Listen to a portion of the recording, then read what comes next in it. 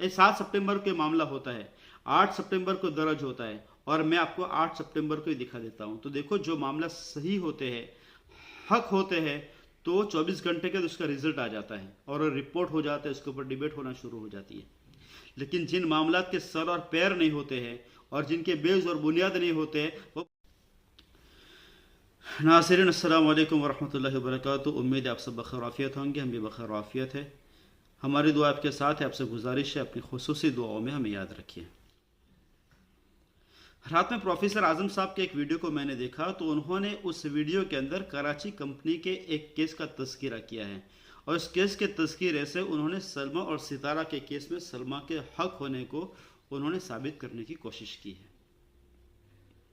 और उन्होंने ये बात उसके अंदर खुसूसी तौर पर बताई कि जब तक किसी चीज़ को, किसी जुल्म को डिबेट नहीं किया जाएगा, उसको बहसों बहसा नहीं किया जाएगा, तो फिर मजलूम को इंसाफ कैसे मिलेगा। आपकी बात बिल्कुल सही है, बिल्कुल सही है। मुझे भी कमेंट्स में किसी ने ही कहा था कि देखो, निर्भया के मामले को डिबेट किया गया, उसी तरीके से अमेरिका के अंदर जो ब्लैक मैन को एक आर्मी वाले ने मार दिया था, तो उसको डिबेट किया गया, तब जाकर वहाँ की गवर्नमेंट जो हरकत में आई और फिर एक्शन लिया और मजलूम को इंसाफ मिला और जालिम को जो सलाखों के पीछे भेजा। बिल्कुल आपकी बात सही है, मैं इससे इत्तेफाक करता हूँ।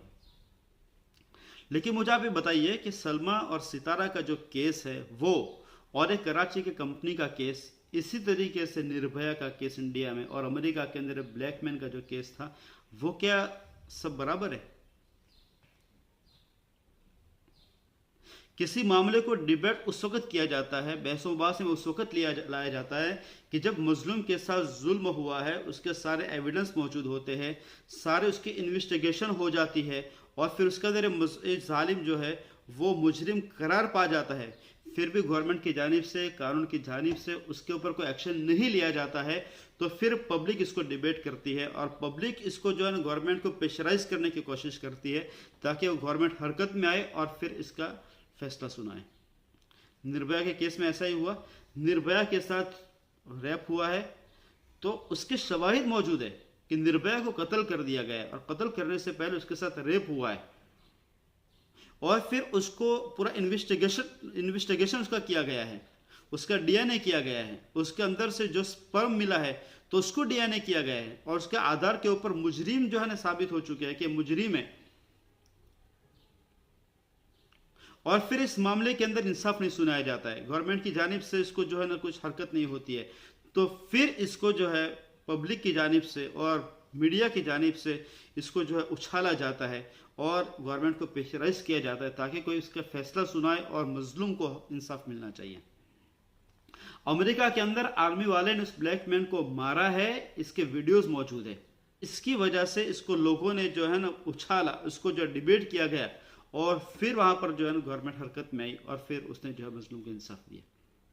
उसी तरीके से कराची की कंपनी के अंदर जिसके साथ जुल्म हुआ, इसकी डेड बॉडी मौजूद है, उसको सिगरेट से उसको फिजिकली टॉर्चर किया गया है, तो उसके शवाहिद मौजूद है, उसको सिगरेट के दाग मौजूद है, और उस कंपनी के अंदर उसको ओवर टाइम के लिए रोका गया, उसके रिकॉर्ड मौजूद है। तो ये सारी चीजें मौजूद है, और उसके जो वीडियोस मौजूद है, उसके फोटोज मौजूद है। तो जितने भी मामला हुए थे, निर्भया का केस था वो भी ऑफ कैमरा हुआ था, और ये जो कराची के अंदर वो भी ऑफ कैमरा हुआ था। उसके जो शवाहिद थे, जो उसके एविडेंस थे, जो उसके पुरावे थे, जो उसके सबूत थे, वो अब ऑन कैमरा आ चुके हैं। अब कोई भी इंसान, सलीम तबा इंसान जिसके अंदर जरा बराबर भी अकल होगी, तो इन सारे एविडेंस को देखकर बता देगा कि इस मामले के अंदर जो है ना जुल्म हुआ है और इसके अंदर रेप हुआ है, जैसे आपने भी मान लिया देखकर। तो जुल्म जो है वो ऑफ कैमरा हुआ, लेकिन उसके शवाहिद, उसके प्रूफ्स ऑन कैमरा आ चुके हैं। तब ये मामला ऑफ कैमरा नहीं रहा, वो ऑन कैमरा ही आ गया। अब इसका डिबेट जब अगर कराची के मामले के अंदर अगर मजलूम को इंसाफ मिल जाता है, तो उसको डिबेट करने की जरूरत नहीं है। लेकिन जैसे कि आपने बताया कि इसको दबाने की कोशिश की गई और इसको मीडिया पर से हटाने की कोशिश की, पैसे खिलाकर, जैसे आपने कहा, तो अगर इस तरीके से किया जाता है, तो आपकी जिम्मेदारी है कि इस मामले को, सलमा यासीन के मामले को थोड़ी देर के लिए आप साइड पर रख दें। ये मामला ज्यादा अहम है, क्योंकि उसका शवाहिद, उसके एविडेंस मौजूद है। आप इस मजलूम खातून के लिए आप आवाज उठाइए। जिस तरीके से आप मजलूम को इंसाफ देने की बात कर रहे हैं और आप मजलूम के साथ खड़े होते हैं, आप हक के साथ खड़े होते हैं, तो कराची की जो औरत है वो ज्यादा मजलूम है, क्योंकि उसके शवाहिद जो है वो ऑन कैमरा आ चुके हैं और आपने भी इसको देखा है। तो खुदा रा अल्लाह के वास्ते आप सलमा के मामले को थोड़ी देर के लिए दूर कर दीजिए और इस औरत को पहले इंसाफ दिला दीजिए। और आपको इसी पर डिबेट करना चाहिए, क्योंकि ये मामला उसके शवाहिद जो है ऑन कैमरा आ चुके। अब रही बात सलमा की, तो मैं एक बात बता देना चाहता हूं।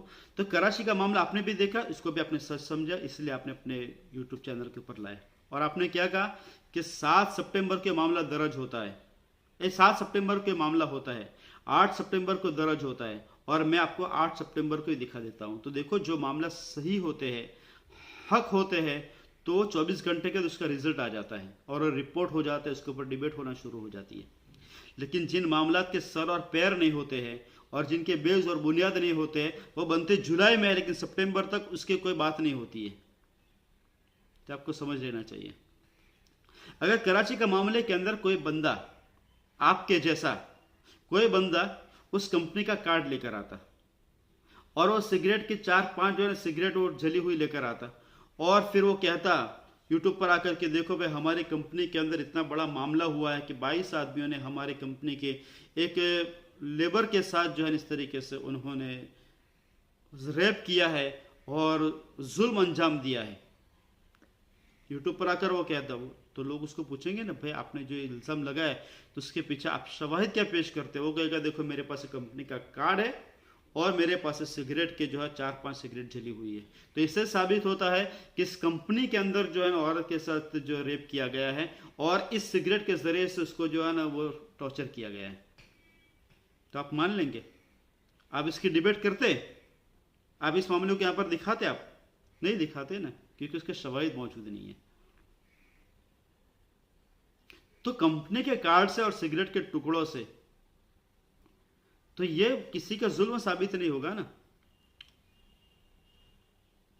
लेकिन ये तो वहां पर डेड बॉडी पड़ी हुई है और उसको सिगरेट के जो टॉर्चर किया गया है उसके शवाहिद मौजूद है और ये सारी चीजों के पीछे पुलिस जो इन्वेस्टिगेशन कर रही है और जो इस मामले को दर्ज कराने वाले हैं वो देख रहे हैं कि अब जो हमको इंसाफ नहीं मिल रहा है, तो फिर उन्होंने इसको ट्विटर के ऊपर जो है ट्रेंड किया और ट्विटर के ऊपर ट्रेंड चला गया।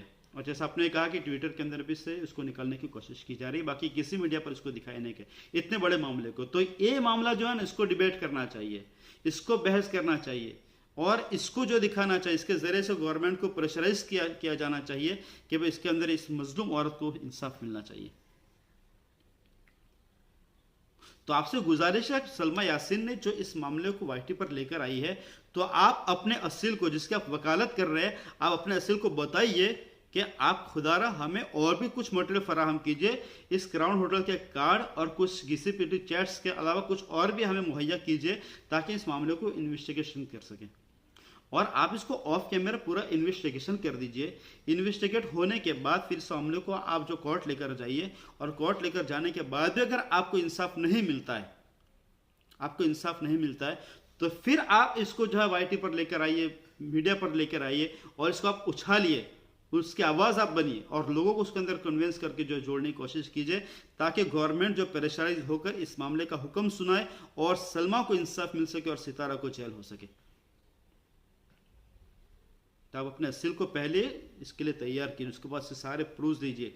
जिस तरह उन्होंने समीर अजीज को दिखाया, तो आप जाइए सऊदी अरबिया, उन जो है प्रूफ को देखिए और प्रूफ को देखकर फिर आप जिसको पूरा इंसाफ दिलाने की कोशिश कीजिए ऑफ कैमरा। अगर फिर भी अगर गवर्नमेंट की जानिब से कोई नहीं एक्शन आता है तो फिर आप इस मामले को ऑन जो मीडिया लेकर आइए और इसको ट्रेंड कीजिए और इसको खूब जो इसका बहस मुबास और इसकी डिबेट कीजिए ताकि ये मामला जो है ना पूरे मुल्क के ऊपर आ जाए और पूरे मुल्क के लोग जो है इस मामले को हक समझकर और फिर जो गवर्नमेंट के खिलाफ जो है ना चेमी गुया करने लगे, तब जाकर गवर्नमेंट उसके जो है प्रेशराइज्ड होगी और इस मामले का हुक्म सुनाएगी और सलमा को इंसाफ मिलेगा और सितारा को जो है जेल होगी।